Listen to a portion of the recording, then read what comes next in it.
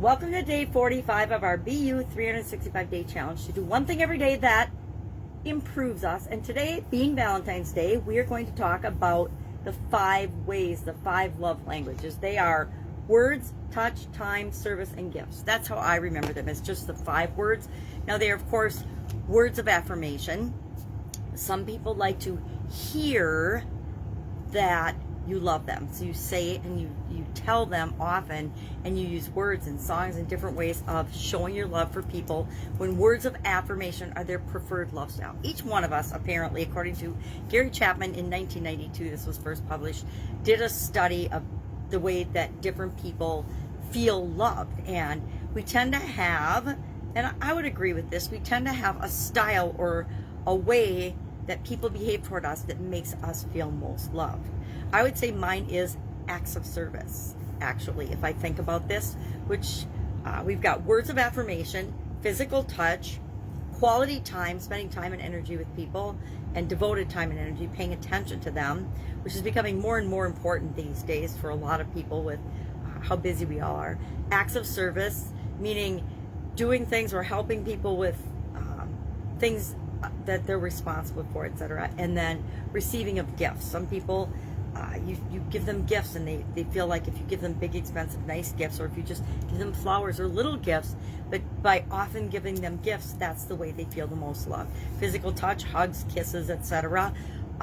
Quality time, attention, we talked about that. Acts of service, again, doing things for people that helps them with their responsibility. I would have loved it if when my kids were little, my ex-husband would have done more acts of service. Maybe that's where that came from, the acts of service, and that's so important to me.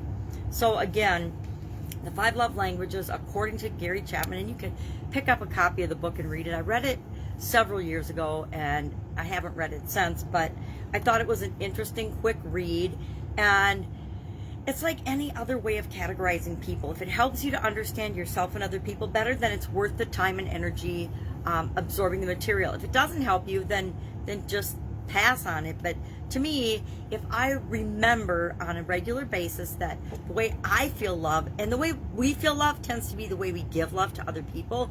And what often happens in relationships, there's a mismatch between how we want to love and be loved and how the person that we're with wants to be loved and be loved. My ex-husband and I had exact opposite love languages, love styles, and that's probably why we're not married anymore, or one of the many reasons.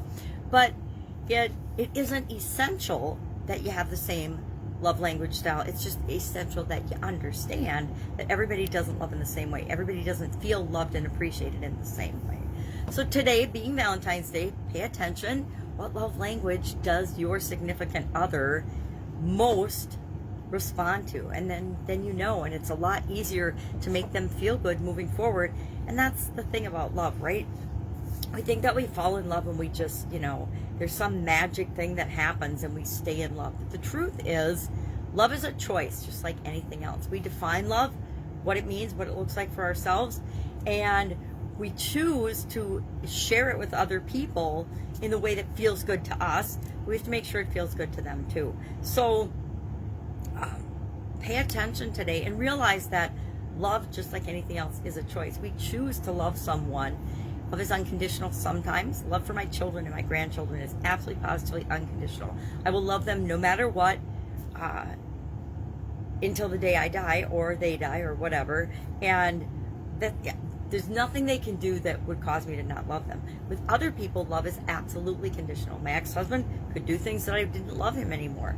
My friends and different people I've been in, and business partners, people I've been in relationships with, I loved them, and then they did something that was, to me, below the line, and we're no longer in a relationship. Also, people come in and out of our lives for a season, for a certain period of time. They don't stay forever.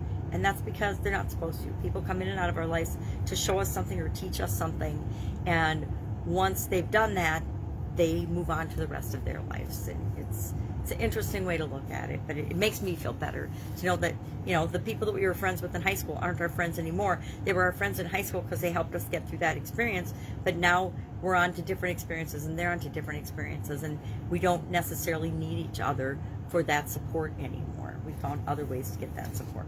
So share in the comments below, which is your primary love language? Mine, again, I think acts of service is probably my preferred love language style. What's yours? Is it words of affirmation? Is it quality time and attention? Is it